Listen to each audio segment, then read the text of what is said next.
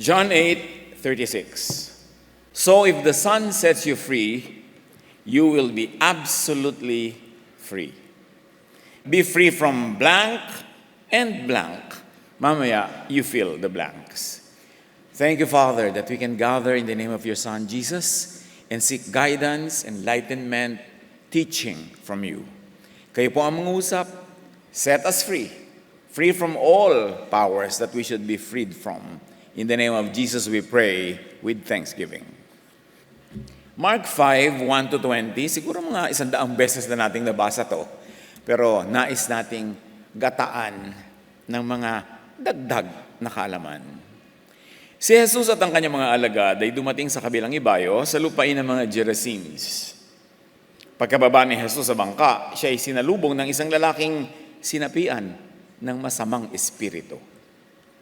Ito ay major ministry ni Jesus, magpalaya mula sa pagsapi ng masamang espiritu.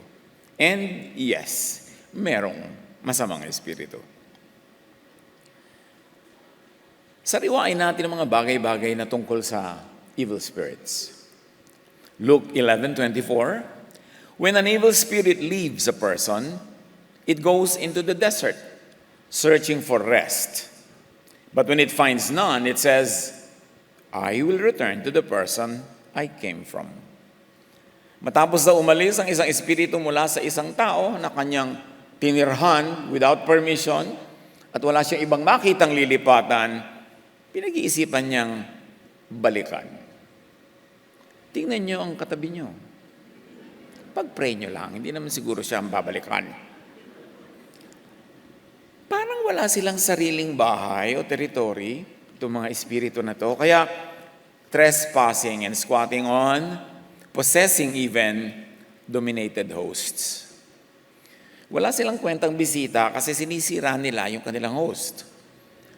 At meron silang, yes, kakaibang powers. They are powerful but not all powerful. Ang mga anak ng Diyos na nananalig kay Jesus ay hindi dapat matakot sa mga espiritu. These spirits exist in another dimension, sometimes called in the air. Their native abode is other dimensions and space. Pero ang nakakapagtaka, nagsisiksik sila sa earth at sa creatures on earth. Now, evil spirits can damage their occupied hosts, can even bind, tali people.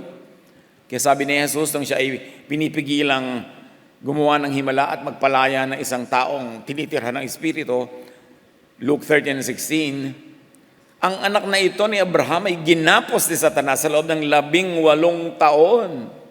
18 taon na siya nagdurusa. Ngayon gusto ko siyang palayain. Sasabihin niyo, araw ng Sabat, bukas na. Tagal na nga niyang nahirapan. Sabi ni Jesus, Sabbath was made for man, not man for the Sabbath. Para sa ikabubuti ng tao ang Sabbath. At kung ikabubuti niya na may gawin tayo during Sabbath, let's do it.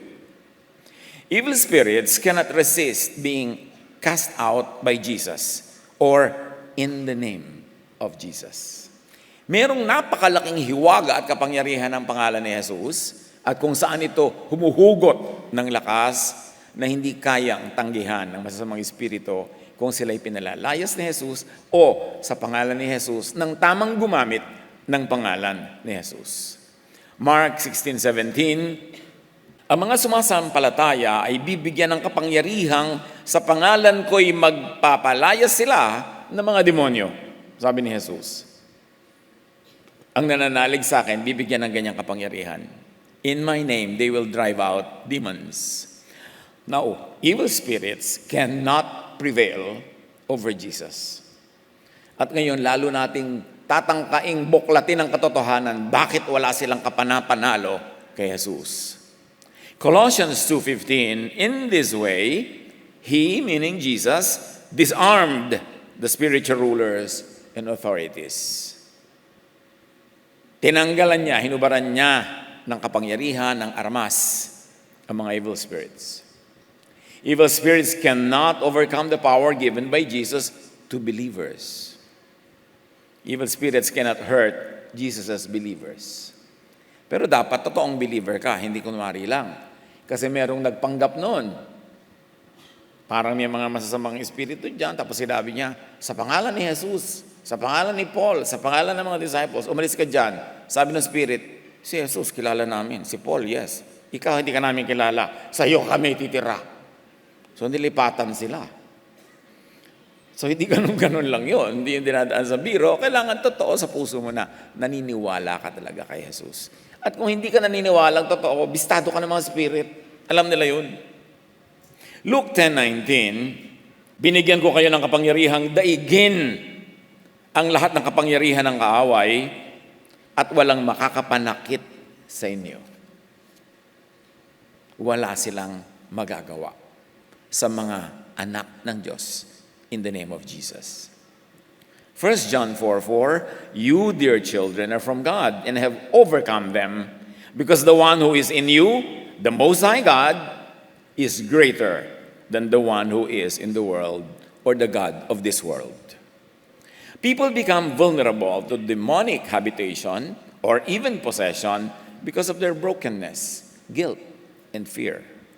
Kahit mga psychiatrists, sasabihin nila, at ang mga talagang maaalam na spiritual counselors, sasabihin din nila, usually, pag na-possess, o kaya usually, pagka sobrang pumasok sa depression, yung wala ng control sa sarili, may mga sintomas.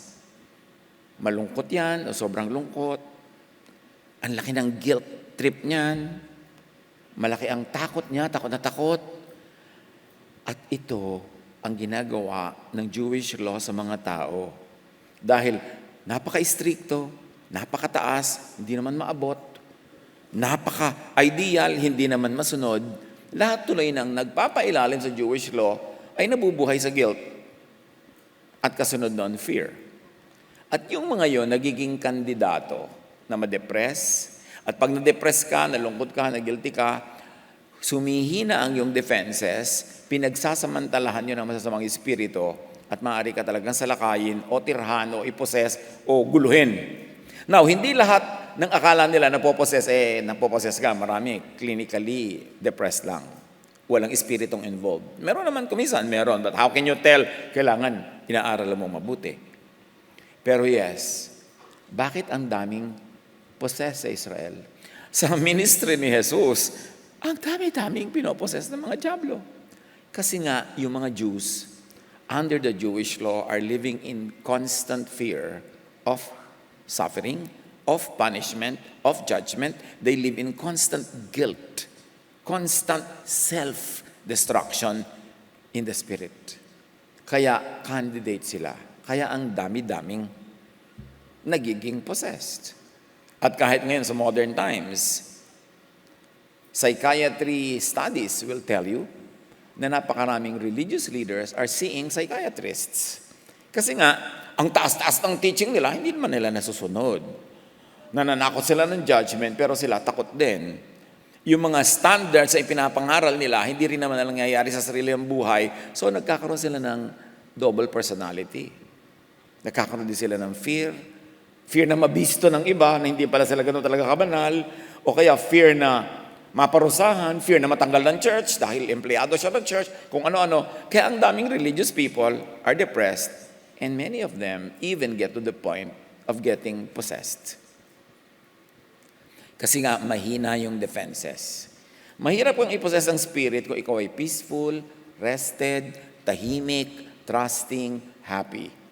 Kaya yun ang gusto ni Jesus. Sabi niya, come to me, all of you who are tired and heavy laden, I'll give you rest. Huwag kang magpagod sa iyong relihiyon kasi pag pagod na pagod ka, mapagsasamantalahan ka ng diablo. Para rin yung mga virus. Pag lagi kang pagod, lagi kang malungkot, lagi kang depressed, humihina ang iyong defense mechanisms. Humihina ang iyong immunity, nagiging candidate ka na matirhan ng mga virus. Kaya mahalaga ang tao, tahimik. Paano ka tatahimik kung under ka ng law na hindi mo naman talaga nasusunod at nagpe-pretend ka lang nasusunod mo? Paano ka matatahimik? Kaya ang dami-daming hirap na hirap ang loob. Awang-awa si Jesus sa mga relihiyosong Jews who are oppressed under the law.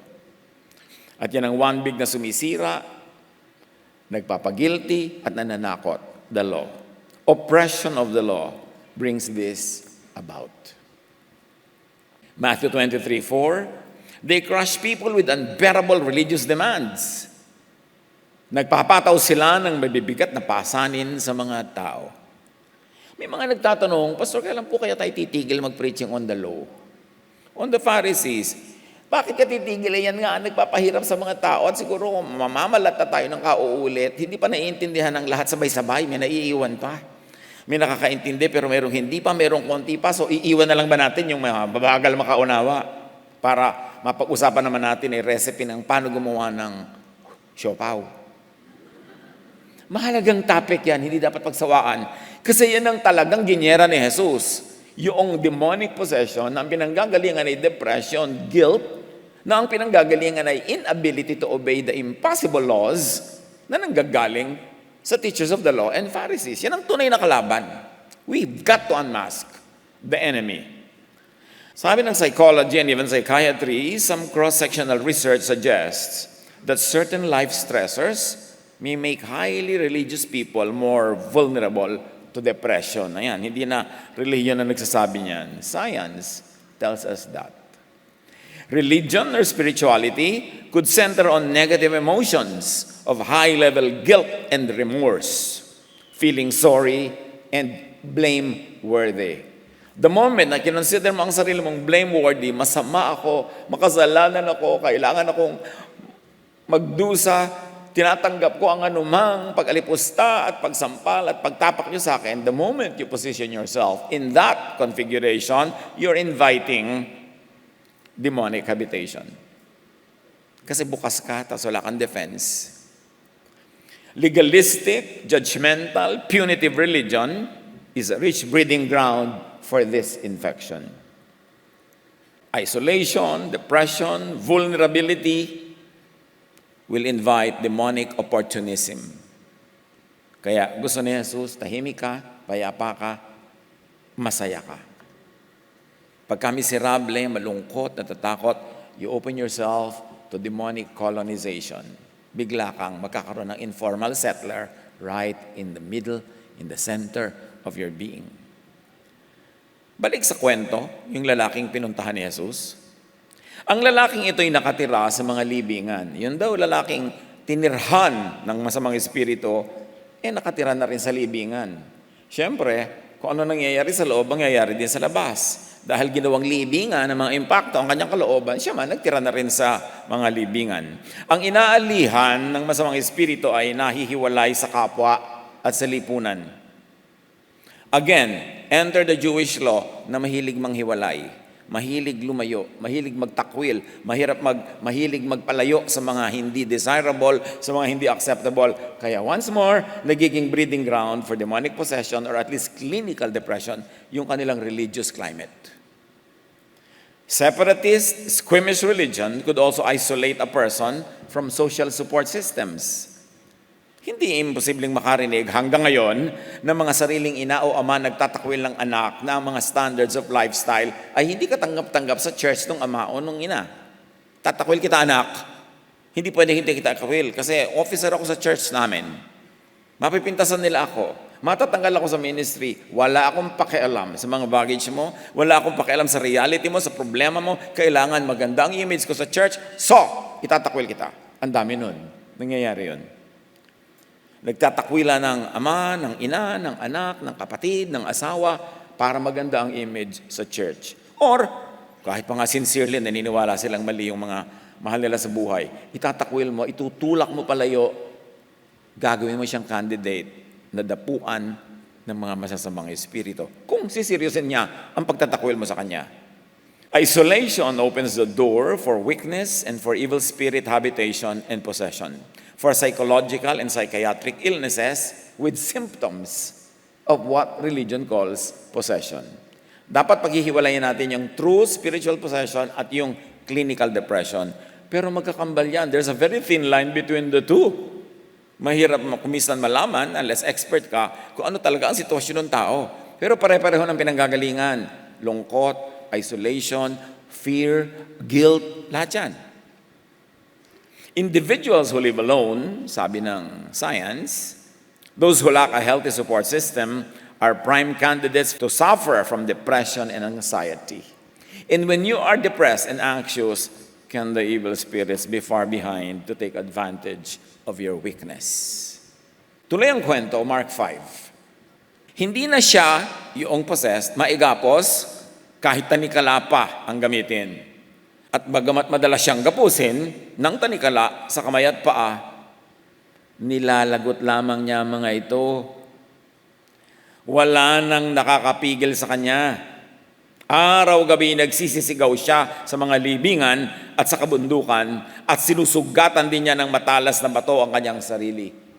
Alam niyo, sa Arabian Peninsula, where Israel is, doon sa buong area na yan, yung geological formations dyan, makakita ka ng napakaraming maninipis na mga batong, ultimo, parang blade, parang kutsilyo. Mahihiwa mo talaga ang sarili mo using these stones. At marahil ito yung mga batong tinutukoy dito sa kwento. More than our interest on the bato, pakikita nyo na ang tinitirhan ng masamang espiritu, nagsiself-destruct, nagsasuffer, umiiyak, nananaghoy. At dahil umiiyak at nananaghoy at sinusugatan ng kanyang sarili, lalong natatakot sa kanyang mga tao, lalo siyang hinihiwalay. Lalo siyang hinihiwalay at itinatakoy, lalo siyang ibinubuyo na mahulog sa kamay ng mga espiritu. Now, evil spirits damage and destroy their host. Enter Jesus. Mark 5. Pagkababa sa bangka ni Jesus, malayo pa'y natanaw na nito si Jesus, patakbo itong lumapit at lumuhod sa harapan niya. Itong kinatatakutan na taong ito, natitira ng espiritu, hindi maigapos kahit ng tanikala. Nilalagot lang niyang parang papel ang mga kadena. Nung makita si Jesus, nagtatakbong palapit at sumamba. Mabuti pa siya. Kilala niya si Jesus. This means recognition of superior. Submission to the chain of authority, because later he will reveal that he is a legion. And it's a military term. A legion in those days would probably be composed of 5,000 to 6,000 men. Legion siya. But one thing with the military establishment is the chain of command. So when they see a superior, they salute. This spirit, or these spirits, saw Jesus and knelt down. Hindi nagsalute. Kung Roman officer lang yon, saludo. Pero si Jesus ang dumating, lumuhod. There's a great lesson here. It was surrender, meaning eventual obedience. Mark 5, sumigaw siya ng malakas.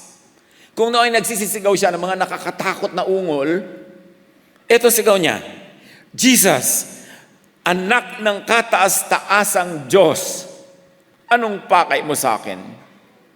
Out of the mouth of spirits come the truth na si Jesus ay anak ng kataas-taasang Diyos. Hindi lang ng basta Diyos, Diyos-Diyosan, ng God of the world, ng God of the system, pero kataas-taasang Diyos. Therefore, may kapangyarihan. May authority si Jesus over evil spirits because He is Son of God Most High. May authority siya at ito ay dahil si Jesus ang anak ng kataas-taasang Diyos na inireveal sa atin ng few surviving verses ng kataas-taasang Diyos na si El Elyon Elohim. Pag binasa nyo, lalo ng Old Testament, in the names of God, Bible, hindi in English doon ang mga words referring to what are translated as God or Lord. Ibinigay in original Hebrew. Kaya madedetermine mo kung sino ang pinag-uusapan. Akala kasi natin, isa lang yung pinag-uusapang God na yan, na yung marami lang siyang title. Pero pag tiningnan mo yung karakter, magkakaibang karakter. And it's a very interesting study. And you can see that only in the names of God Bible, unless you read the Hebrew Bible. Sa English kasi, pinakyaw lahat and translate as God. Meanwhile, ang mahalaga dito, si Jesus, as Son of the Most High, ay kilala ng spirits. Mark 5, 7-8, another incident. As Jesus was saying, "You evil spirit, come out of this man." The man shouted loudly, "What do you want with me, Jesus, Son of the Most High God? I beg you in God's name not to punish me. Sabi niya, the Most High God. And in God's name, don't punish me. Alam nila.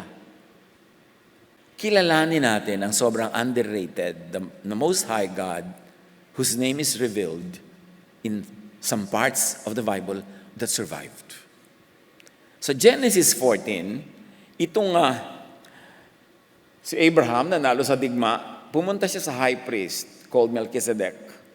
Genesis 14, verse 18, when we read it in the Names of God Bible, sabi, Melchizedek was a priest of El Elyon. Mga kapatid ko, konting parts of Bible ang nag-survive na pangalan na El Elyon because many people tried to erase that from memory. Kaya, pag-aralan. Sa NIV, New International Version, and translation, Melchizedek was a priest of God Most High.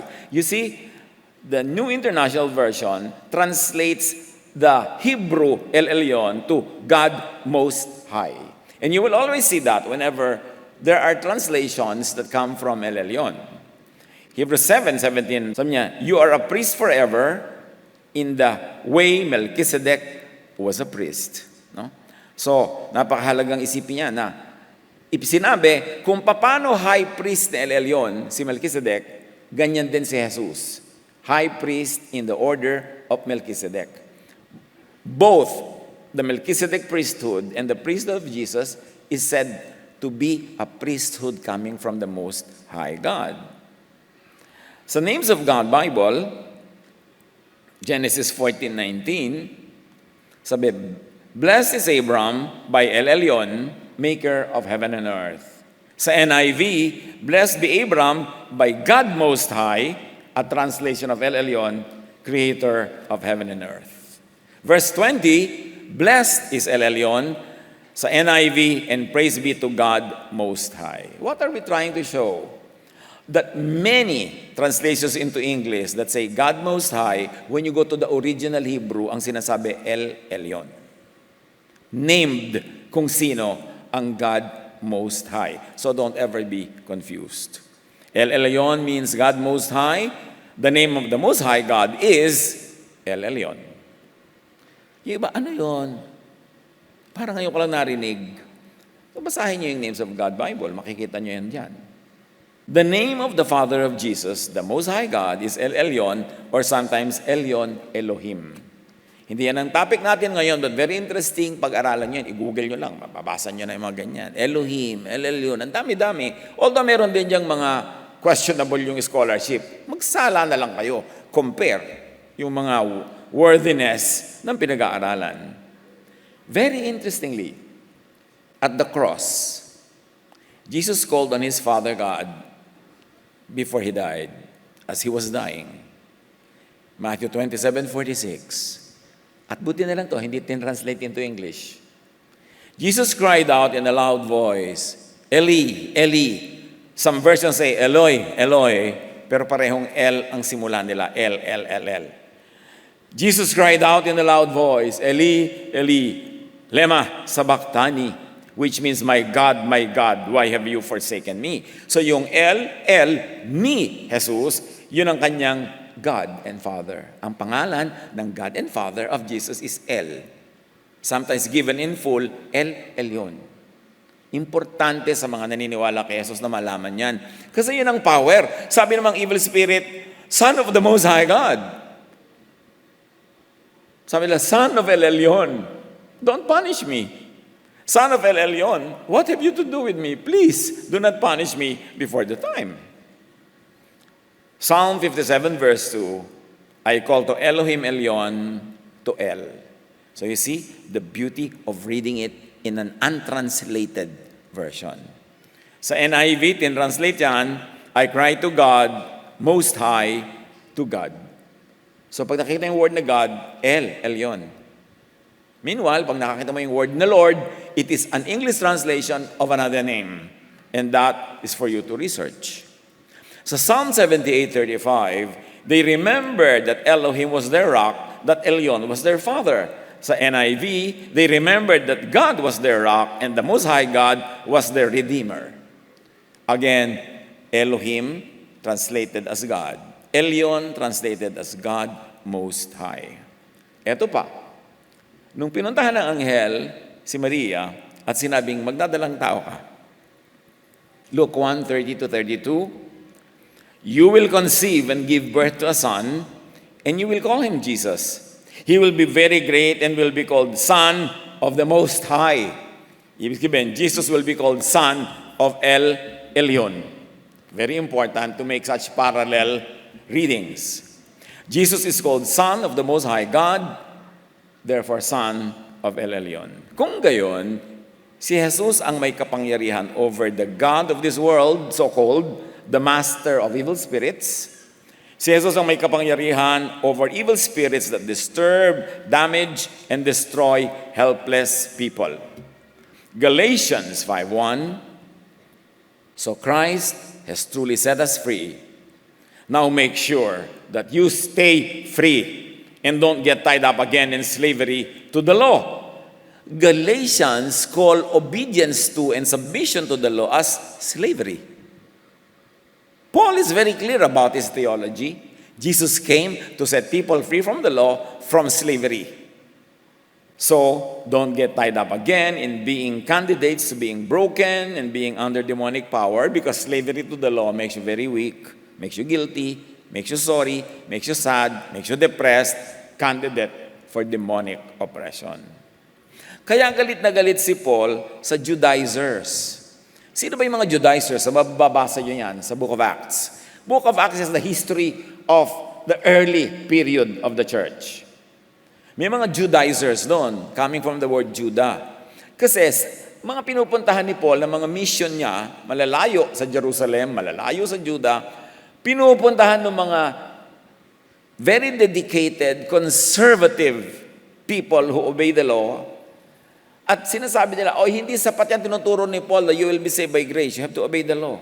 Hindi kayo masisave only by accepting the love of God. Kailangan kayong magpatuli. Kailangan kayong huwag kumain ito, huwag kayong kumain yan. Kaya ang tawag ni Paul doon, Judaizers.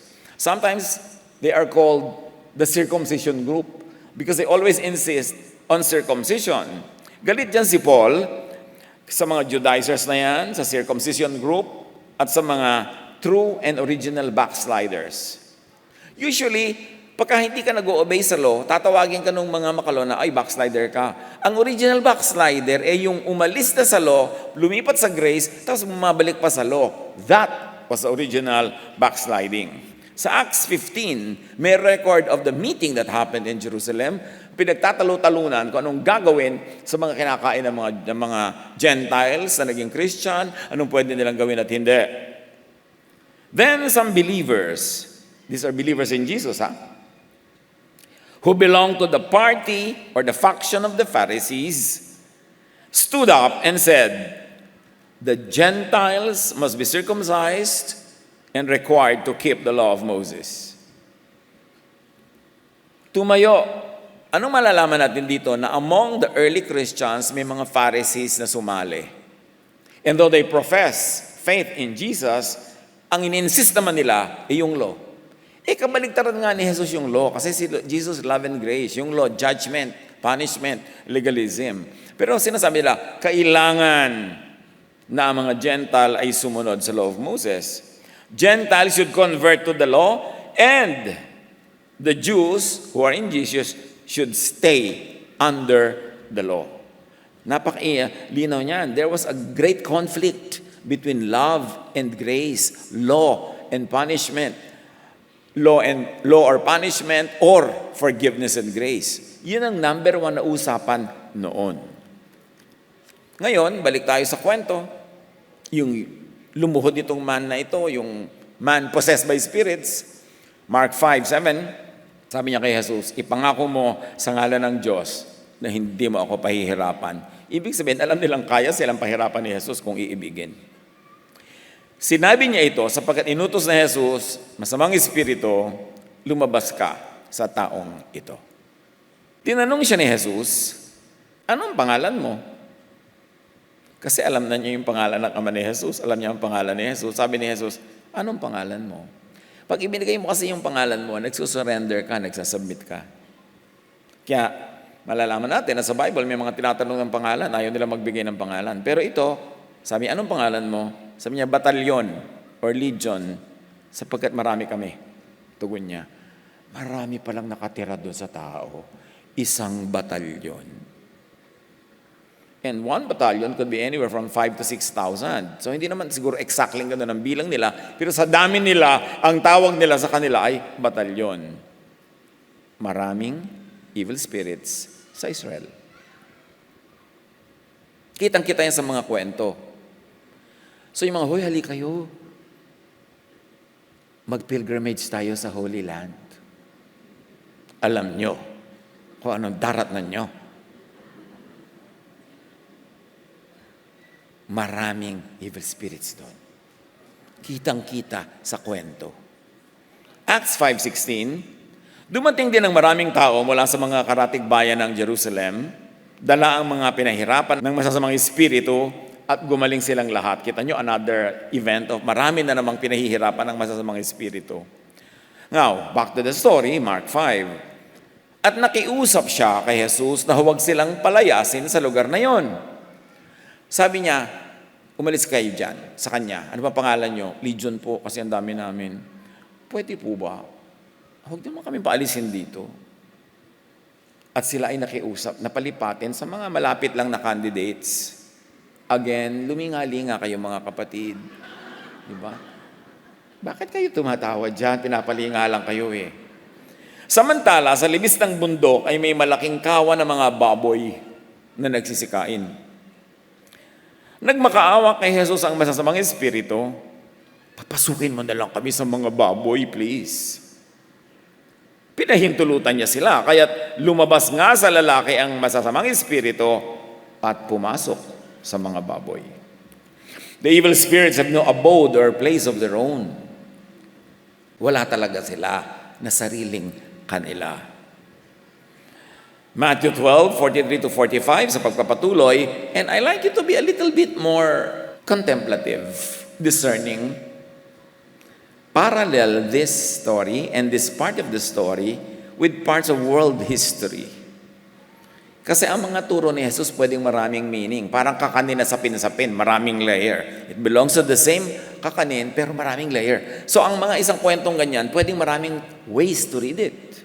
Sabi ng Mateo 12:43 to 45, kapag ang masamang espiritu ay lumabas mula sa isang tao, so pag lumabas sila, siya'y gumagala sa mga lupaing tigang upang maghanap ng mapagpapahingahan. So lalabas ka, maghahanap ka ng mapagpapahingahan. Kung wala itong matagpuan, ay sinasabi sa sarili, babalik ako sa tahan ng aking pinanggalingan. I shall return. Pagbalik niya at makita itong walang laman o parang walang laman, kayang-kaya niya uling tirahan, malinis at maayos, aalis muna siya at magpapasama pa ng 7 espiritong mas masama pa kaysa sa kanya. At papasok sila sabay-sabay at maninirahan doon. Pag bumalik siya, sabi niya, uy, pwede pa palang balikan ito. Kayang balikan. Pupunta muna siya sa kanya mga katulad, magre-recruit siya ng mga kasama. Tara, kayong lahat. Lumipat tayo doon sabay-sabay. Dahil dito, ang kanyang magiging kalagayan, yung sinasalakay nila, ay mas masama pa kaysa dati. At sabi ni Jesus, ganyan ang mangyayari sa masamang lahing ito. Hanapan ng parallels sa world history. These spirits would inhabit any available and weak host. James 4:7, sabi niya, resist the devil and he will flee from you. Ang kailangan, kung ayaw mong tirhan ka ng mga espiritong ito, resistance. It is important. Mark 5, ang kawan na may 2,000 ay nagtakbuhan sa gilid ng matarik na bangin hanggang sa nahulog ang mga ito sa lawa at nalunod. 2,000, more or less, na baboy itong pinag-uusapan natin. So, nagsiksik sa kanila isang batalyon. So, siguro sa isang baboy, more than 1, yung more than 2, more than 3, yung mga nagsama-sama mga spirit. Kasi, pinaghati-hatian nila yung mga baboy. Nawalan sila ng kontrol sa sarili at nangahulog sila sa banging matarik into the water below, at sila ay nangalunod. Yung tao, palibasa tao yun, malakas ang kanyang panlaban, hindi naman siya dumating sa ganung punto. Pero yung mga baboy, mas mahina siguro ang kanilang panlaban, kaya hindi nila nakayanan. Nangamatay sila. Ang dapuan ng mga espiritong ito, napapahamak. Anong espiritu ang mga nais dumapo sa atin? Sa inyong asawa, sa inyong anak, sa inyong magulang. Kasi nandiyan pa sila. Gustong-gusto nga nila sa earth, di ba? So, nagkalat yan. Para yung virus, para yung germs, nandyan. Kailangan strong resistance mo. Kailangan may mga booster ka, mga vitamins. Kailangan malakas ang iyong katawan. In a spiritual way, may katumbasyon. Dapat hindi ka nila kaya-kayanin. John 10:10, dumarating ang magnanakaw para lamang magnakaw, pumatay at manira. Ito yung spirito at yung mga kamag-anak ng espiritong ito. Sabi ni Jesus na parito ako upang ang mga tupa ay magkaroon ng buhay na masaganang lubos. Kaya gusto ni Jesus palayain yung mga tao who are candidates to such possession. Sino ang magnanakaw? Kilalanin para maiwasan.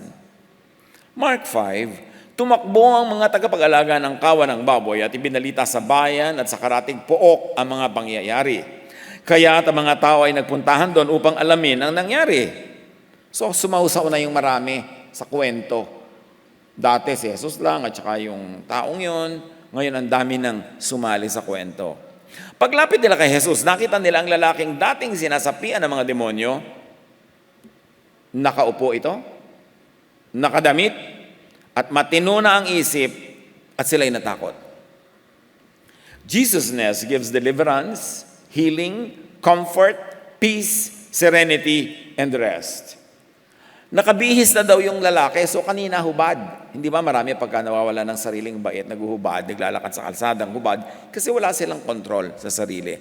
It is also a sign of grave depression. Yung naguhubad na lamang ng kahit sa mga maling lugar. So, siya ay nakaupo, ibig sabihin, nakapahinga na, hindi na siya nag-iikot, hindi na siya parang wawatusin na talsik dito, talsik doon. Napayapa, napaupo. Kasi sabi ni Jesus, I'll give you rest. Nawala yung pagkabalisa. Alam niyo sa buhay, pag nakakita ka ng isang taong nakaupo sa tabi ng pool, humihitit ng buko through a straw, tahimik siguro ang buhay noon at that moment. Kasi mahirap gawin yun kung naliligalig ka. Mahirap mag-straw ng buko kung iniisip mo yung asawa mo, may ibang nakakalong. Sigurado tatayo ka at baka ihagis mo yung buko. Mahirap mag-relax pagka ang kalooban mo magulo. Kaya mga kapatid, pag nakakakita kayo nang nagre-relax, huwag nyo naman silang guluhin. Hayaan nyo silang magkaroon ng moment. Kasi baka mamaya, ang tagal na nilang hindi gano'n. Minsan nagsaya yung tao na inggit pakit na inis. Hayaan nyo sila.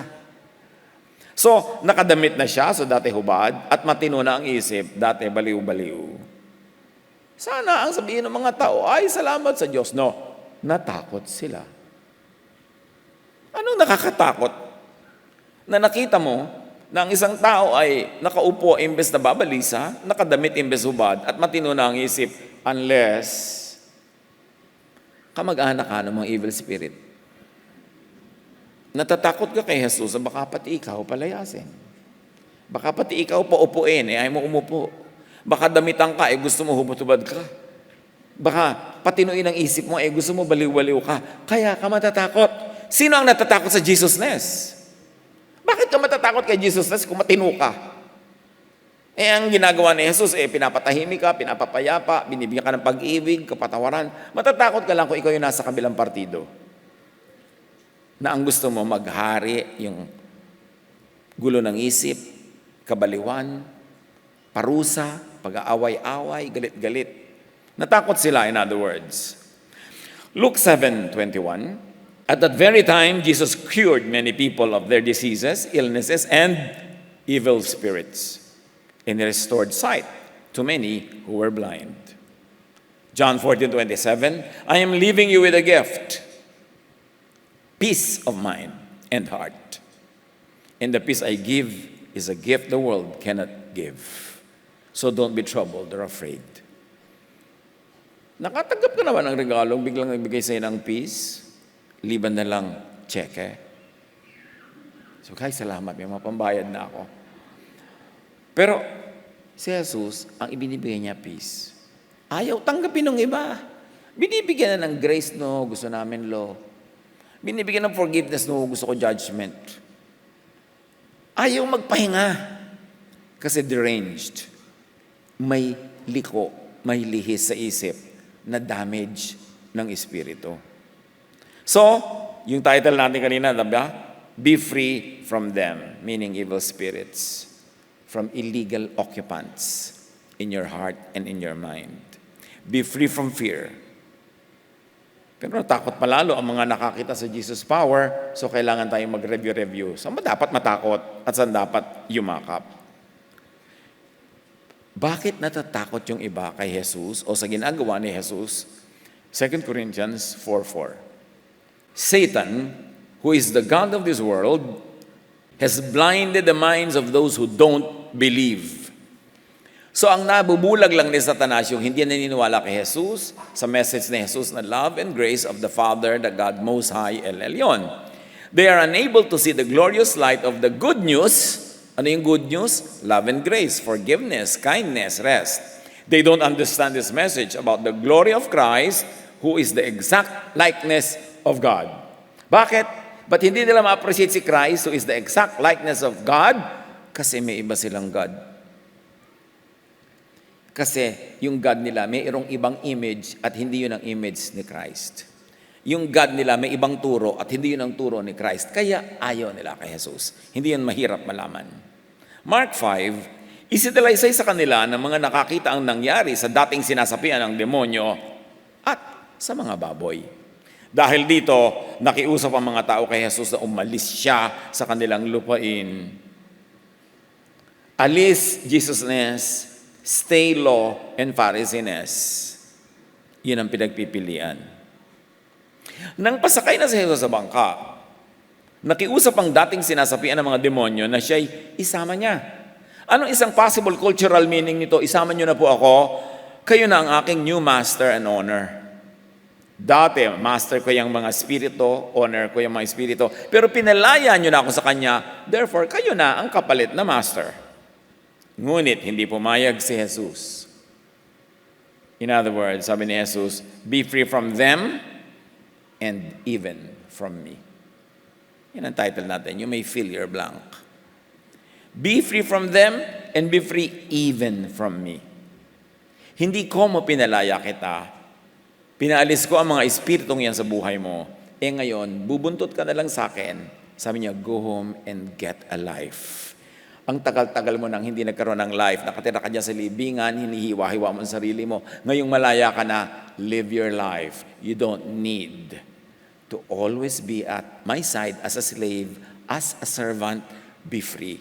So sabi, be free from them and even from me.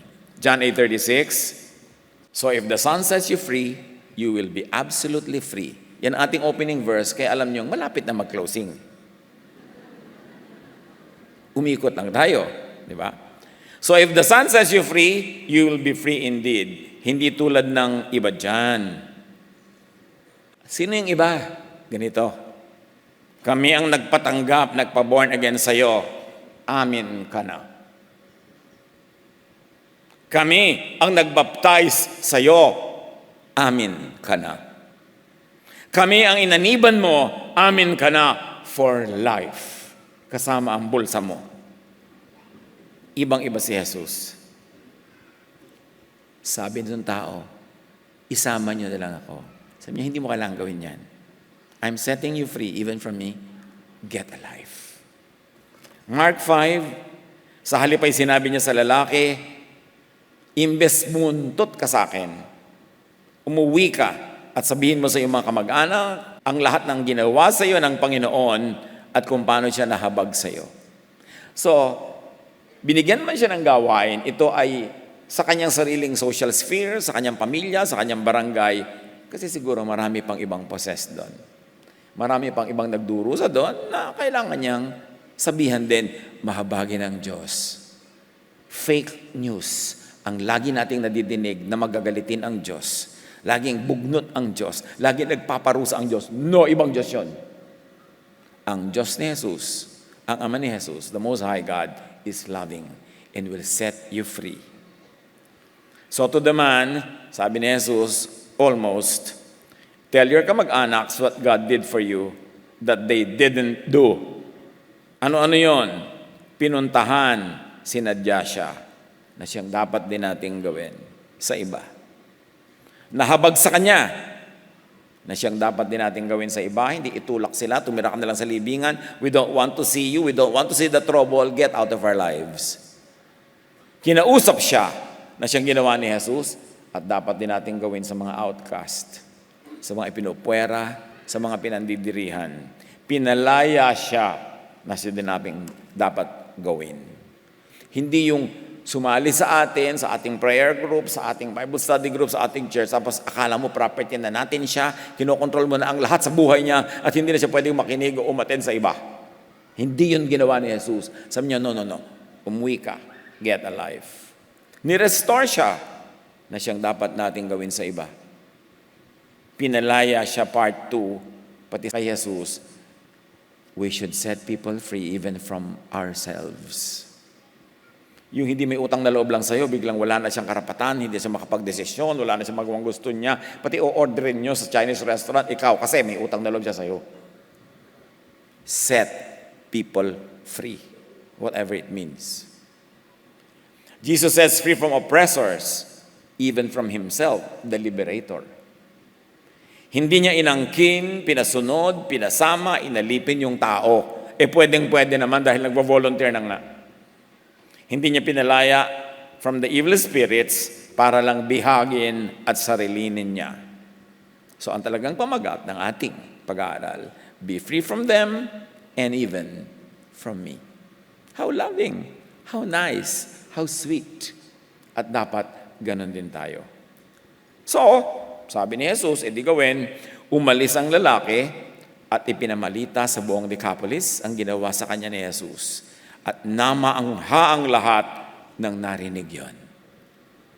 Kamangha-mangha na siya ipinalaya mula sa masasamang espiritu at kamangha-mangha na matapos siyang palayain ay pinalaya din siya to get a life. Hindi siya binihag, hindi siya inangkin, hindi siya kinanya-kanya. Ano ang kahulugan ng lahat ng ito sa buhay natin? Salamat Panginoon dahil kayo maraming pwedeng ituro. Sa sandali ng pananahimik mga kapatid, huwag magmadali, pag-isip-isipan, ano ang mga implikasyon ng kwentong ito sa inyong buhay. God, finish the message for today. Speak to everyone and let everyone come home with a peace of your mind, a peace of your heart, a peace of you. Teach us, continue to be quiet in the presence of the Lord and let the Spirit whisper to you.